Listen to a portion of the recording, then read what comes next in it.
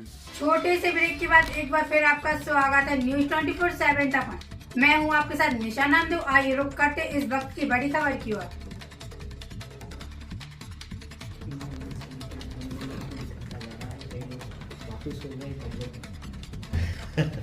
मेरी तो मैं जानता था कि कहीं का ईट कहीं का रोड़ा, भानुमति ने कुंबा जोड़ा ना, ये भूतों ने भविष्य पहले ही असंभव था। तो ये आखिरकार स्वार्थ के लोगों का जमावड़ा लंबे दिन तक चलता नहीं है। केवल सबूपा था जो सबके सामने दिखाया, चाहे ममता जी हो, चाहे आप पार्टी हो, हर एक ने अपना प्रवास कर लिया। और कांग्रेस केवल ख्याली पुलाव बना सकती थी और कांग्रेस ने अपने सारे यत्न प्रयत्न करके किसी सत्ता बनाने का प्रयास रखा था।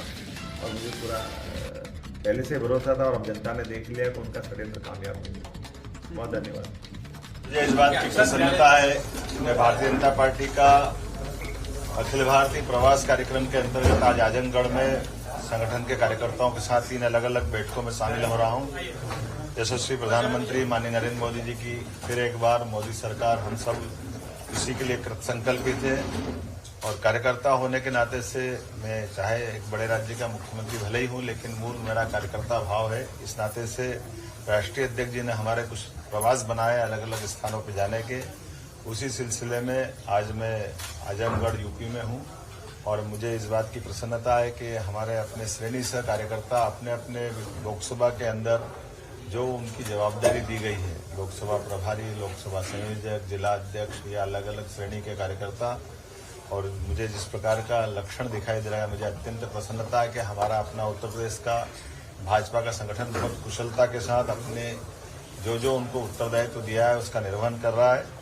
और खास हम सब देख रहे हैं कि उत्तर प्रदेश तो पूरे देश को लीड कर रहा है। अयोध्या के बाद जिस प्रकार का वातावरण दिखाई दे रहा है, यशस्वी प्रधानमंत्री के नेतृत्व में, उनके कर्तृत्व से जनता ने न केवल उनका दिल जीता है, बल्कि सभी प्रकार के विकास की संभावनाओं के प्रतिमान बन के नरेंद्र मोदी जी का चेहरा सबके सामने आया है।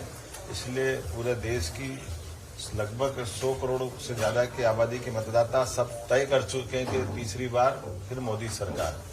मैं उम्मीद कर रहा हूं कि जिस प्रकार से समय चल रहा है आज के इस दौर में, निश्चित रूप से हमारे लिए पूरे चेतना और चैतन्यता के साथ हम अपने संगठन के कामों के साथ साथ जैसे लोकसभा चुनाव की घोषणा होगी, सभी राज्यों और सभी राज्य के कार्यकर्ता अपने अपने उद्देश्य की पूर्ति के लिए लगेंगे। मेरे साथ आज माननीय चौधरी जी और बाकी कार्यकर्ता यहाँ मौजूद हैं। मैं आपका भी अभिनंदन करता हूँ, चूंकि आजमगढ़ मेरा पहला प्रवास है और जब भी पार्टी जहाँ बुलाएगी हम सदैव तत्पर रहेंगे। भारतीय जनता पार्टी के द्वारा अपने एक एक विधानसभा, एक एक लोकसभा में हर जगह पार्टी का मत प्रतिशत बढ़े, भाजपा के पक्ष से लोग जुड़े, इस नाते से पूरा देश का अभियान चल रहा है। खासकर इनकी क्लस्टर रचना हमारे द्वारा माननीय राष्ट्रीय अध्यक्ष नड्डा जी द्वारा बनाई गई है और उसी सिलसिले में अखिल भारतीय प्रवास कार्यक्रम चालू है। उत्तर प्रदेश के मेरा पहला प्रवास आजमगढ़ का है। मैं यहाँ मेरे तो इसलिए और गौरव की बात है कि 200-400 साल पहले मेरे फोरफादर, मेरे पूर्वज यहीं से गए थे, तो आजमगढ़ उत्तर प्रदेश से मेरा विशेष रिश्ता भी है। मैं अपने कार्यकर्ताओं के बीच में आकर के अत्यंत आनंदित भी हूँ और हमारे कार्यकर्ताओं ने जिस प्रकार से तैयारी की, हमारे प्रदेश अध्यक्ष जी के नेतृत्व में, हमारे यहाँ के क्लस्टर इंचार्ज जी के नेतृत्व में, मैं आप माननीय चौधरी जी को, माननीय साहिब जी को बधाई देना चाहूँगा।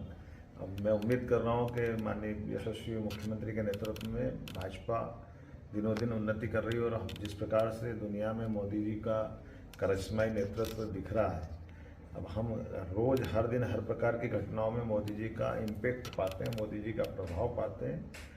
अयोध्या में भगवान राम के जन्मस्थान को लेकर के माननीय मोदी जी ने 22 जनवरी का दिन तो एक तरह से इतिहास में अमर कर दिया है। और ये मोदी जी का ही प्रताप है कि अरब जैसे एक मुस्लिम कंट्री में भी एक मंदिर के लोकार्पण के लिए वो वहाँ जा रहे हैं। और कल कतर की जो समाचार आए हैं, तो कदम कदम पर मोदी जी ने यशस्वी प्रधानमंत्री का जो पद है ये बहुत महत्व का होता है। दुनिया का सबसे बड़ा लोकतंत्र अगर कहीं है तो भारत में है और इस भारत में लोकतंत्र की सबसे बड़े पद को गौरवान्वित करने का काम माननीय मोदी जी ने किया है। और निश्चित रूप से फिर एक बार मोदी सरकार, तीसरी बार माननीय मोदी जी की सरकार बनने जा रही है और हमारी भारतीय जनता पार्टी के सभी कार्यकर्ता समूचे समाज में सभी आम जनता के बीच अपनी अच्छाइयों को लेकर के जा कर के जनता से भाजपा के पक्ष में मोदी सरकार बनाने के लिए कटिबद्ध है। मुझे प्रसन्नता है कि हम सब इस तरह की तैयारी चाक चौबंद कर रहे हैं और निश्चित रूप से जो समाचार आ रहे हैं हर राज्य से, उत्तर दक्षिण पूर्व पश्चिम चारों तरफ से जो संदेश आ रहा है, विश्व की सबसे बड़ी पार्टी फिर एक बार सरकार बनाने जा रही है माननीय मोदी जी के नेतृत्व में। मैं बधाई देना चाहूँगा अच्छे संगठन के अच्छे काम के लिए। सर, इंडियन अलायंस के लिए क्या कहेंगे? तो बिखरता जा रहा है, कई लोग वापिस हो गए, कई लोग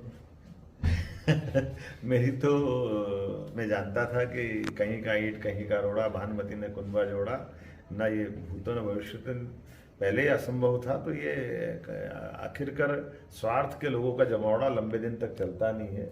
केवल एक सगुफा था जो सबके सामने दिखा है, चाहे ममता जी हो चाहे आप पार्टी हो, हर एक ने अपना अपना रास्ता पकड़ लिया है। अब कांग्रेस केवल ख्याली पुलाव बना सकती थी और कांग्रेस ने अपने सारे यत्न प्रयत्न करके खुद की सत्ता बनाने का षड्यंत्र रखा था और मुझे पूरा पहले से भरोसा था और अब जनता ने देख लिया कि उनका षड्यंत्र कामयाब नहीं हुआ। बहुत धन्यवाद।